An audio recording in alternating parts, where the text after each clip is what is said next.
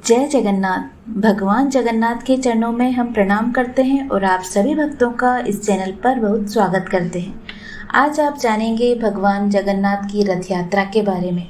भगवान जगन्नाथ कहाँ पर अपनी मौसी के यहाँ जाकर विश्राम करते हैं, रथ यात्रा के दौरान कौन से झाड़ू से रास्ता साफ किया जाता है और रथ खींचने का क्या फल मिलता है, कैसे शुरू हुई थी रथ यात्रा और क्यों विराजते हैं जगन्नाथपुरी में भगवान श्री कृष्ण, वहाँ की मूर्ति अधूरी क्यों है। आज ये सारी जानकारी हम आप तक पहुँचाने का प्रयास करेंगे। बस आपसे एक ही अनुरोध है कि अगर आप हमारे चैनल से नए जुड़े हैं तो इसे लाइक व सब्सक्राइब अवश्य कीजिएगा और जानकारी पसंद आए तो जय जगन्नाथ अवश्य लिखिएगा। 7 जुलाई रविवार से विश्व प्रसिद्ध जगन्नाथ की यात्रा प्रारंभ हो चुकी है। हर वर्ष उड़ीसा के पुरी में भगवान जगन्नाथ की रथ यात्रा का विशाल और भव्य आयोजन किया जाता है। यह रथ यात्रा हिंदू धर्म में विशेष स्थान रखती है। हिंदू पंचांग के अनुसार हर साल आषाढ़ माह के शुक्ल पक्ष की द्वितीया तिथि पर विशाल रथ यात्रा निकाली जाती है। फिर आषाढ़ माह के शुक्ल पक्ष 10वीं तिथि पर इसका समापन होता है।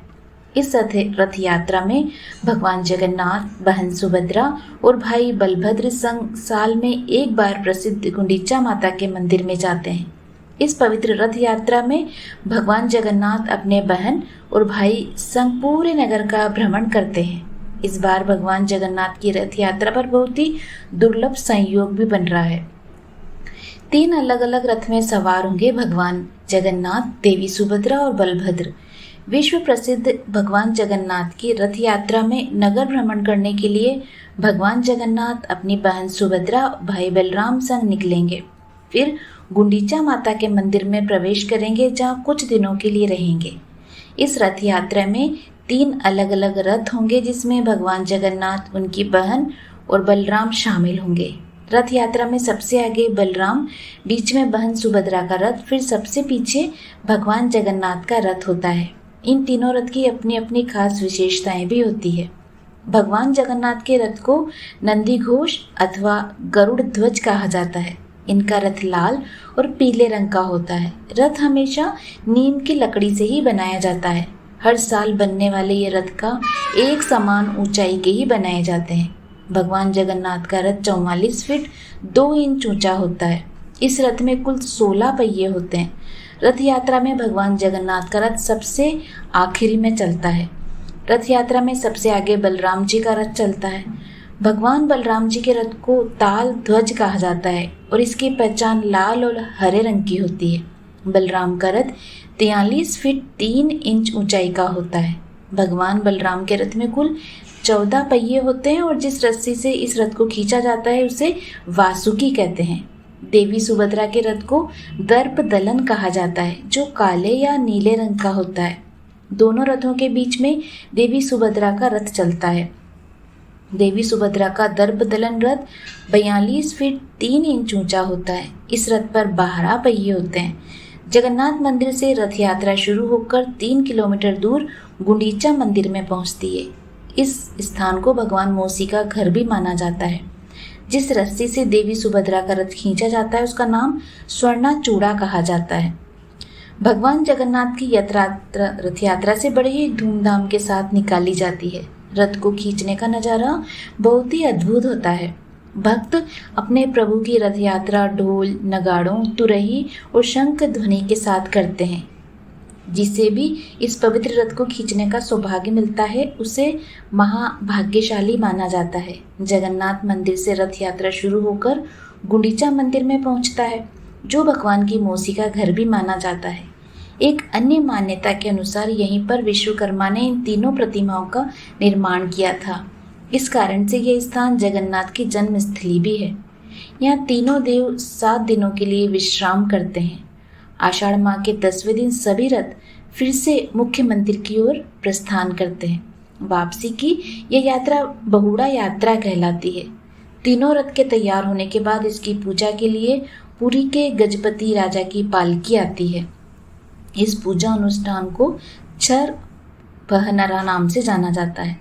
इन तीनों रथों की वे विधिवत पूजा करते हैं और सोने की झाड़ू से रथ मंडप और यात्रा वाले रास्ते को साफ किया जाता है।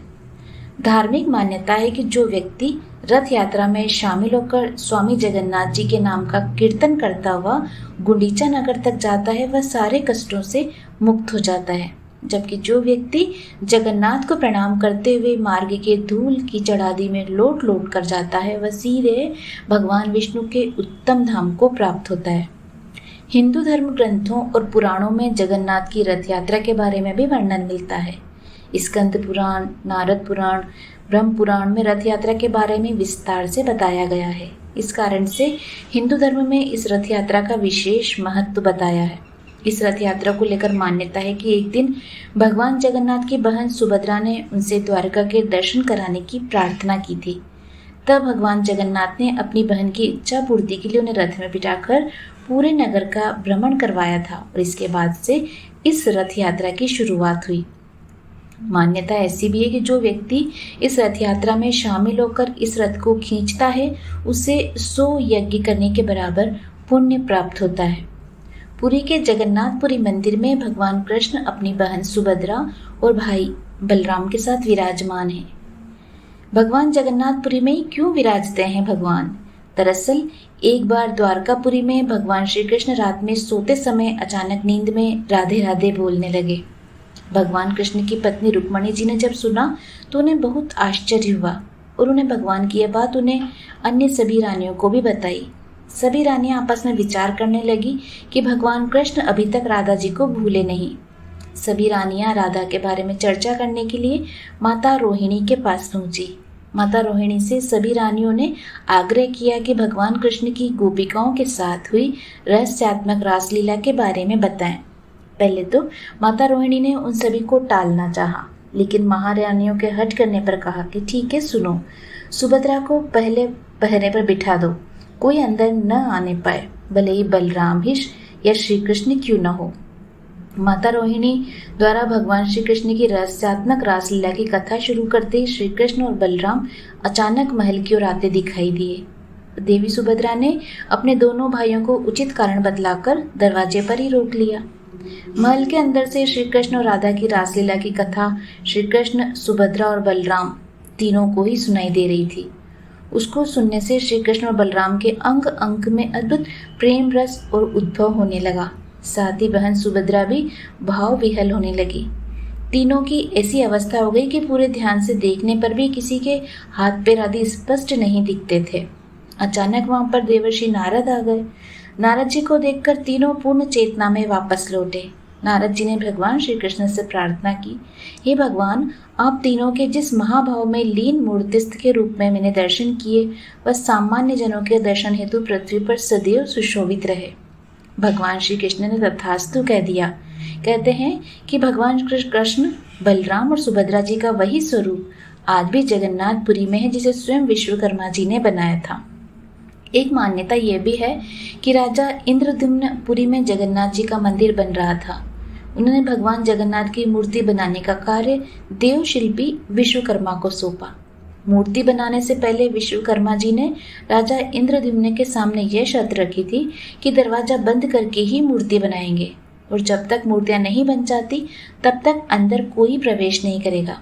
उन्होंने ये भी कहा कि यदि दरवाजा किसी भी कारण से पहले खुल गया तो वो मूर्ति बनाना छोड़ देंगे। राजा ने भगवान विश्वकर्मा की शर्त मान ली और बंद दरवाजे के अंदर मूर्ति निर्माण कार्य भी शुरू हो गया। लेकिन राजा इंद्रद्युम्न ये जानना चाहते थे कि मूर्ति का निर्माण हो रहा है या नहीं। ये जानने के लिए राजा प्रतिदिन दरवाजे के बाहर खड़े होकर मूर्ति बनने की आवाज भी सुनते थे। एक दिन राजा को अंदर से कोई आवाज नहीं सुनाई दी तो उनको लगा कि विश्वकर्मा काम छोड़कर चले गए। इसके बाद राजा ने दरवाजा खोल दिया। इससे नाराज होकर बाद में भगवान विश्वकर्मा वहां से अंतर्ध्यान हो गए और भगवान जगन्नाथ, बलभद्र और सुभद्रा जी की मूर्तियां अधूरी रह गई। उसी दिन से आज तक मूर्तियां इसी रूप में यहाँ विराजमान है और आज भी इसी रूप में इनकी पूजा की जाती है। उम्मीद है आपको ये जानकारी पसंद आई होगी। इसी तरह की हिंदू धर्म से जुड़ी हुई कहानियाँ व जानकारी सुनने के लिए आप हमारे चैनल से जुड़े रहिए और अगर आपने अंत तक इस जानकारी के लिए सुना तो मैं आपका हृदय से धन्यवाद करती हूँ। जय जगन्नाथ।